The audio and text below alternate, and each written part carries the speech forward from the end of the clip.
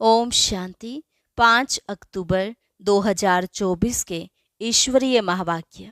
पहले सुनते हैं मुरली के मुख्य पॉइंट्स। बाबा ने कहा, पहला नंबर मूल है देह अभिमान, उसके बाद ही फिर और विकार आते हैं।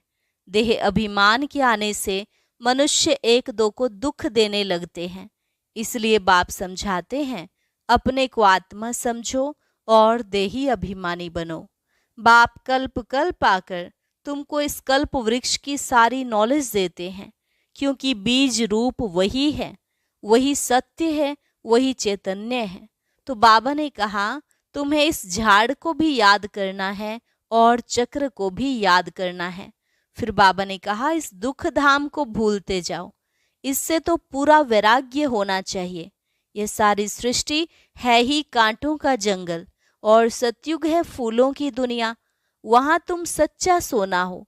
अभी योग बल से सारी खाद निकलकर बाकी आत्मा सच्चा सोना ही रह जाती है।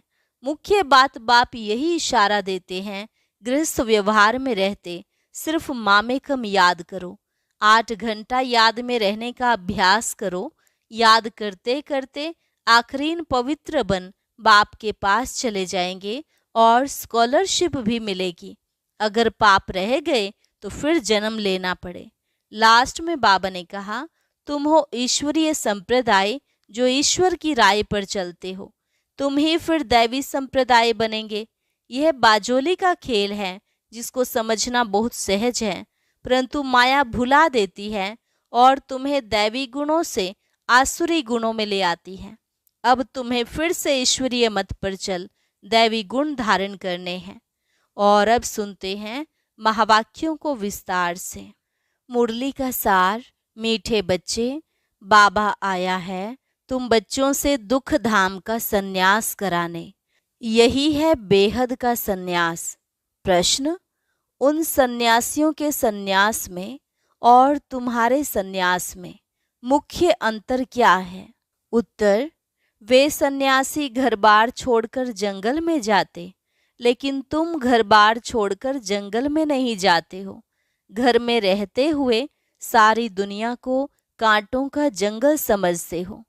तुम बुद्धि से सारी दुनिया का संन्यास करते हो। ओम शांति।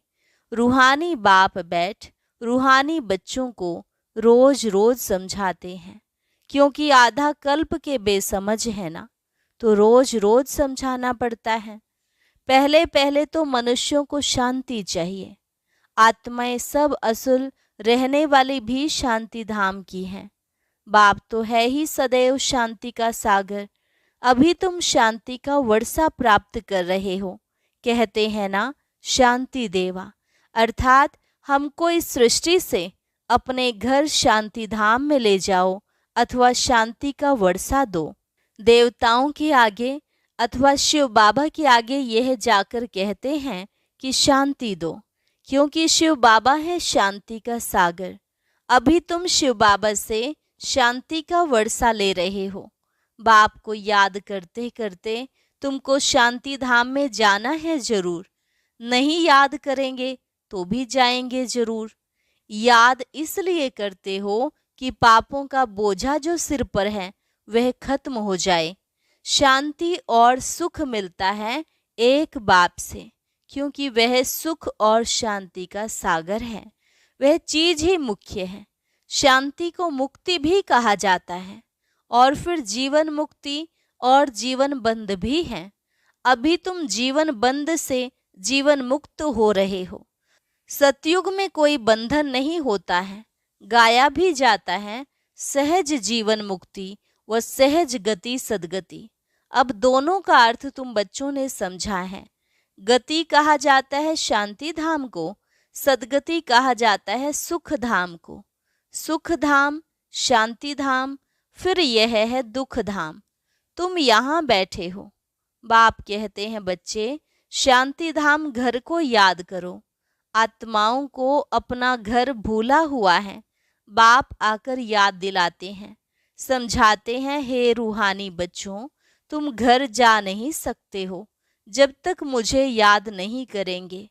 याद से तुम्हारे पाप भस्म हो जाएंगे। आत्मा पवित्र बन फिर अपने घर जाएगी। तुम बच्चे जानते हो यह अपवित्र दुनिया है, एक भी पवित्र मनुष्य नहीं। पवित्र दुनिया को सतयुग, अपवित्र दुनिया को कलयुग कहा जाता है। राम राज्य और रावण राज्य। रावण राज्य से अपवित्र दुनिया स्थापन होती है। यह बना बनाया खेल है ना। यह बेहद का बाप समझाते हैं, उनको ही सत्य कहा जाता है। सत्य बातें तुम संगम पर ही सुनते हो, फिर तुम सतयुग में जाते हो। द्वापर से फिर रावण राज्य शुरू होता है। रावण अर्थात असुर ठहरा। असुर कभी सत्य नहीं बोल सकते, इसलिए इसको कहा जाता है झूठी माया, झूठी काया। आत्मा भी झूठी है तो शरीर भी झूठा है। आत्मा में संस्कार भरते हैं ना। 4 धातुएं हैं, सोना, चांदी, तांबा, लोहा, सब खाद निकल जाती है। बाकी सच्चा सोना तुम बनते हो इस योग बल से। तुम जब सतयुग में हो तो सच्चा सोना ही हो। फिर चांदी पड़ती है तो चंद्रवंशी कहा जाता है। फिर तांबे की, लोहे की खाद पड़ती है द्वापर कलयुग में। फिर योग से तुम्हारे में जो चांदी, तांबा, लोहा की खाद पड़ी है वह निकल जाती है। पहले तो तुम सब आत्माएं शांति धाम में हो, फिर पहले पहले आते हो सतयुग में, तो उसको कहा जाता है गोल्डन एजिड। तुम सच्चा सोना हो। योग बल से सारी खाद निकलकर बाकी सच्चा सोना बचता है। शांति धाम को गोल्डन एज नहीं कहा जाता। Golden age, silver age, copper age यहाँ कहा जाता है। शांति धाम में तो शांति है। आत्मा जब शरीर लेती है तब गोल्डन एज कहा जाता है। फिर सृष्टि ही गोल्डन एज बन जाती है। सतो प्रधान 5 तत्वों से शरीर बनता है। आत्मा सतो प्रधान है तो शरीर भी सतो प्रधान है। फिर पिछाड़ी में आकर आयरन एजड शरीर मिलता है, क्योंकि आत्मा में खाद पड़ती है। तो गोल्डन एज, सिल्वर एज इस सृष्टि को कहा जाता है। तो अब बच्चों को क्या करना है? पहले पहले शांति धाम जाना है, इसलिए बाप को याद करना है। तभी तमो प्रधान से सतो प्रधान बन जाएंगे। इसमें टाइम उतना ही लगता है जितना टाइम बाप यहाँ रहते हैं। वह गोल्डन एज में पार्ट लेते ही नहीं। तो आत्मा को जब शरीर मिलता है तब कहा जाता है यह गोल्डन एजड जीव आत्मा है। ऐसे नहीं कहेंगे गोल्डन एजड आत्मा, नहीं, गोल्डन एजड जीव आत्मा फिर सिल्वर एजड जीव आत्मा होती है। तो यहाँ तुम बैठे हो, तुमको शांति भी है तो सुख भी प्राप्त होता है। तो क्या करना चाहिए? दुख धाम का सन्यास। इसको कहा जाता है बेहद का सन्यास। उन सन्यासियों का है हद का सन्यास। घर बार छोड़ जंगल में जाते हैं। उनको यह पता नहीं है कि सारी सृष्टि ही जंगल है। यह कांटों का जंगल है। यह है कांटों की दुनिया, वह है फूलों की दुनिया। वह भल सन्यास करते हैं परंतु फिर भी कांटों की दुनिया में, जंगल में, शहर से दूर दूर जाकर रहते हैं। उन्हों का है निवृत्ति मार्ग, तुम्हारा है प्रवृत्ति मार्ग। तुम पवित्र जोड़ी थे, अभी अपवित्र बने हो। उनको गृहस्थ आश्रम भी कहते हैं। सन्यासी तो आते ही बाद में हैं। इस्लामी बौद्धि भी आते हैं बाद में। क्रिश्चियन से कुछ पहले आते हैं। तो यह झाड़ भी याद करना है, चक्र भी याद करना है। बाप कल्प कल्प आकर कल्प वृक्ष की नॉलेज देते हैं, क्योंकि खुद बीज रूप हैं, सत्य हैं, चैतन्य हैं। इसलिए कल्प कल्प आकर कल्प वृक्ष का सारा राज समझाते हैं। तुम आत्मा हो परंतु तुमको ज्ञान सागर, सुख का सागर, शांति का सागर नहीं कहा जाता। यह महिमा एक ही बाप की है जो तुमको ऐसा बनाते हैं। बाप की यह महिमा सदैव के लिए है। सदैव वह पवित्र है और निराकार है। सिर्फ थोड़े समय के लिए आते हैं पावन बनाने। सर्वव्यापी की तो बात ही नहीं। तुम जानते हो बाप सदैव वहाँ ही रहते हैं। भक्ति मार्ग में सदैव उनको याद करते हैं। सतयुग में तो याद करने की दरकार नहीं रहती है। रावण राज्य में तुम्हारा चिल्लाना शुरू होता है, वही आकर सुख शांति देते हैं, तो फिर जरूर अशांति में उनकी याद आती है। बाप समझाते हैं, हर 5000 वर्ष बाद मैं आता हूँ। आधा कल्प है सुख, आधा कल्प है दुख। आधा कल्प के बाद ही रावण राज्य शुरू होता है। इसमें पहला नंबर मूल है देह अभिमान, उसके बाद ही फिर और विकार आते हैं। अब बाप समझाते हैं, अपने को आत्मा समझो, देही अभिमानी बनो। आत्मा की भी पहचान चाहिए।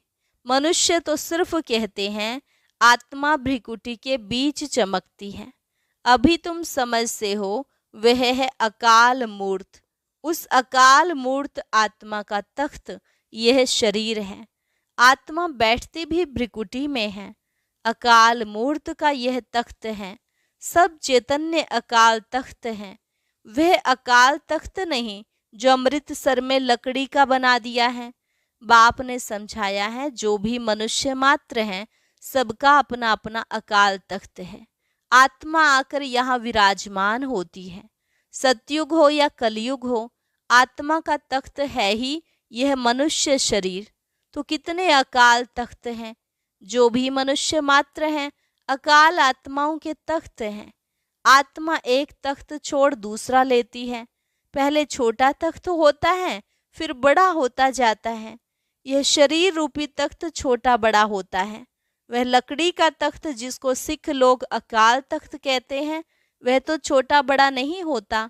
ये किसको भी पता नहीं है कि सब मनुष्य मात्र का अकाल तख्त यह भ्रिकुटी है। आत्मा अकाल है, कब विनाश नहीं होती। आत्मा को तख्त भिन्न भिन्न मिलते हैं। सतयुग में तुमको बड़ा फर्स्ट क्लास तख्त मिलता है, उनको कहेंगे गोल्डन एजेड तख्त। फिर उस आत्मा को सिल्वर, कॉपर, आयरन एजेड तख्त मिलता है। फिर गोल्डन एजेड तख्त चाहिए तो जरूर पवित्र बनना पड़े। इसलिए बाप कहते हैं, मामे कम याद करो तो तुम्हारी खाद निकल जाएगी। फिर तुमको ऐसा दैवी तख्त मिलेगा। अभी ब्राह्मण कुल का तख्त है, पुरुषोत्तम संगम युग का तख्त है। फिर मुझ आत्मा को यह देवताई तख्त मिलेगा। यह बातें दुनिया के मनुष्य नहीं जानते। देह अभिमान में आने के बाद एक दो को दुख देते रहते हैं, इसलिए इनको दुख धाम कहा जाता है। अब बाप बच्चों को समझाते हैं, शांति धाम को याद करो जो तुम्हारा असली निवास स्थान है। सुख धाम को याद करो, इनको भूलते जाओ, इनसे वैराग्य। ऐसे भी नहीं सन्यासियों मिसल घर बार छोड़ना है। बाप समझाते हैं, वह एक तरफ अच्छा है, दूसरे तरफ बुरा है। तुम्हारा तो अच्छा ही है, उनका हठयोग अच्छा भी है, बुरा भी है। क्योंकि देवताएं जब वाम मार्ग में जाते हैं तो भारत को थमाने के लिए पवित्रता जरूर चाहिए, तो उसमें भी मदद करते हैं। भारत ही अविनाशी खंड है। बाप का भी आना यहाँ होता है। तो जहाँ पर बेहद का बाप आते हैं, वह सबसे बड़ा तीर्थ हो गया ना। सर्व की सदगति बाप ही आकर करते हैं, इसलिए भारत ही ऊंचते ऊंच देश है। मूल बात बाप समझाते हैं, बच्चे याद की यात्रा में रहो। गीता में भी मनमना भव अक्षर है, परंतु बाप कोई संस्कृत तो नहीं बतलाते हैं। बाप मनमना भव का अर्थ बताते हैं। देह के सब धर्म छोड़ अपने को आत्मा निश्चय करो। आत्मा अविनाशी है, वह कभी छोटी बड़ी नहीं होती। अनादि अविनाशी पार्ट भरा हुआ है, ड्रामा बना हुआ है। पिछाड़ी में जो आत्माएं आती हैं, उनका बहुत थोड़ा पार्ट है। बाकी टाइम शांति धाम में रहते हैं। स्वर्ग में तो आ न सके। पिछाड़ी को आने वाले वहाँ ही थोड़ा सुख, वहाँ ही थोड़ा दुख पाते हैं। जैसे दिवाली पर मच्छर कितने ढेर निकलते हैं, सुबह को उठकर देखो तो सब मच्छर मरे पड़े होंगे। तो मनुष्यों का भी ऐसे है।